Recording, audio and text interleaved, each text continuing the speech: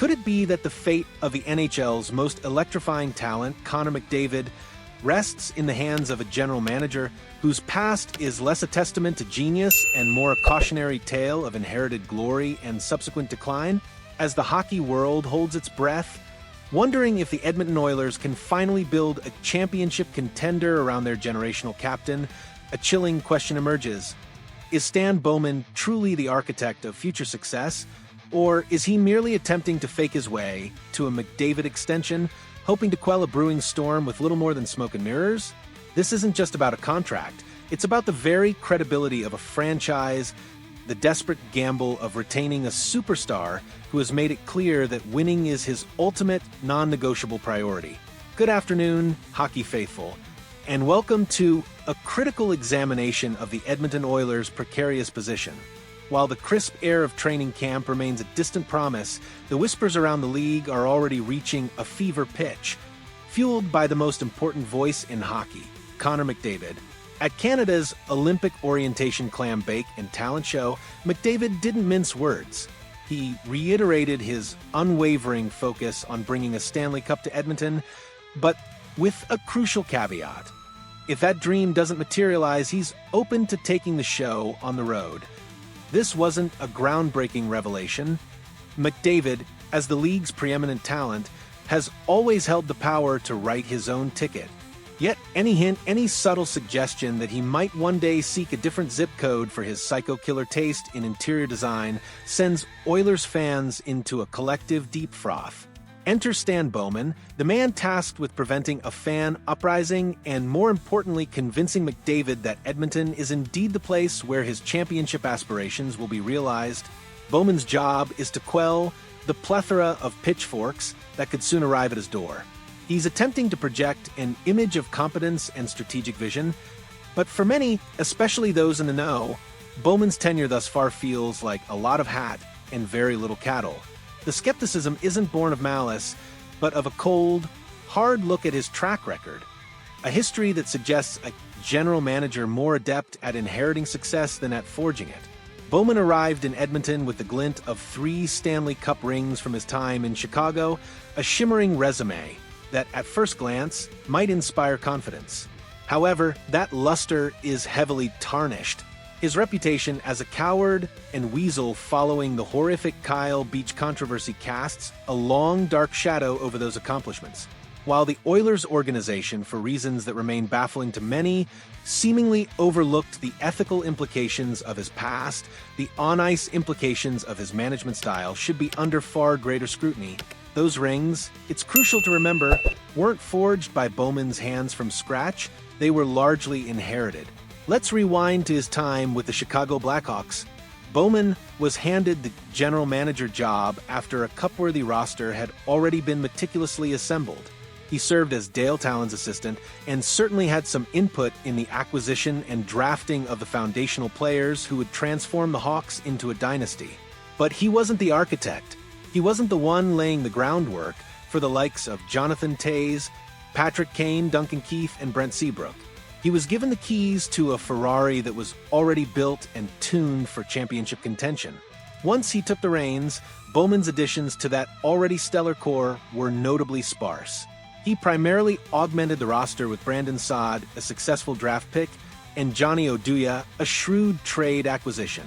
These were not insignificant moves, but they hardly paint a picture of a general manager who can consistently build and sustain a championship-caliber team, especially one that needs to navigate the complexities of 2 massive contracts like those belonging to McDavid and Leon Draisaitl. The ability to make minor tweaks to an already perfect machine is vastly different from the skill required to construct one from the ground up, or, more pertinently, to rebuild and maintain one under immense salary cap pressure. Indeed, as Bowman's tenure in Chicago progressed, his decision-making seemed to deteriorate. The further he moved from the inherited core, the more glaring his missteps became. His performance at the 2016 trade deadline, for instance, was an unmitigated disaster. In an attempt to buttress the Hawks for one more run, he made a series of baffling moves, trading away valuable assets like Philip Danault for players such as Thomas Fleischmann and Dale Weiss. These additions were so ineffective that, As one observer vividly put it, neither could skate a shift in the playoffs without their brain dripping out their ear. It was a desperate, ill-conceived attempt to patch holes that only served to create new ones. The pattern continued.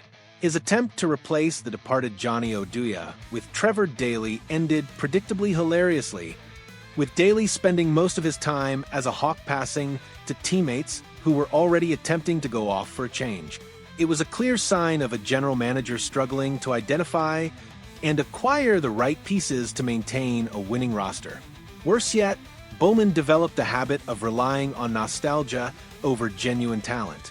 His finishing move in Chicago often involved bringing back players who had already played for the Hawks, hoping to recapture past glory. Chris Versteeg, Andrew Ladd, Brian Campbell, Patrick Sharp, and Oduya all received second or even third runs with the team. And as is often the case with sequels, these returns rarely lived up to the original. This strategy signaled a lack of fresh ideas and an inability to scout and integrate new, impactful talent into the system. Perhaps the most damning indictment of Bowman's later years in Chicago came when he seemingly went to war with his own coach, Joel Quenneville. In what many perceived as moves born out of spite, he traded away two of Quenneville's most trusted and effective players, Artemi Panarin and Nicholas Hjalmarsson. The Panarin trade, in particular, was the second of three Brandon Saad trades that Bowman ultimately lost, further highlighting his questionable asset management. These were not moves designed to strengthen the team, but rather appeared to be driven by internal politics, severely undermining the team's on-ice performance and chemistry. For Oilers fans desperately seeking some form of consolation, there's a grim parallel to be drawn. Just as he did in Chicago, Bowman has been handed a final-worthy core in Edmonton. The problem, however, is that this core, centered around McDavid and Draisaitl, is older than the one he inherited with the Blackhawks. An older core requires even more meticulous upkeep, more precise additions, and a more delicate touch in managing contracts and cap space. And as we've seen from his past, these are precisely the areas where Bowman has struggled most profoundly.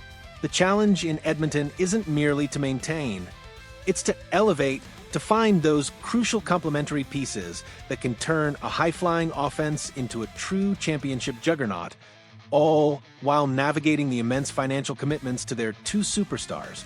The question then becomes, can Stan Bowman genuinely build a team capable of satisfying Connor McDavid's championship hunger? Or is he simply relying on the fading luster of past rings and the sheer brilliance of his inherited stars to buy himself time? The evidence from his Chicago tenure suggests a general manager who, despite a good last name and fortuitous circumstances, has struggled to be the architect of sustained success. The stakes in Edmonton could not be higher. McDavid's patience, while immense, is not infinite. The Oilers need a visionary leader, a shrewd operator who can navigate the complex currents of the NHL to build a true contender. The lingering doubt is whether Stan Bowman is truly that man, or if he's merely a placeholder, hoping to ride the coattails of greatness until the inevitable reckoning arrives. What's your take? Do you believe Stan Bowman has what it takes to build a Stanley Cup winner around Connor McDavid, or are his past struggles in Chicago a clear indicator of what's to come? Share your thoughts and predictions in the comments below. We want to hear your voice in this crucial discussion. And if you found this deep dive into the Oilers situation compelling, please hit that like button and subscribe to our channel for more exclusive insights and passionate hockey analysis. Your engagement helps us continue to bring you the stories that matter most in the world of sports.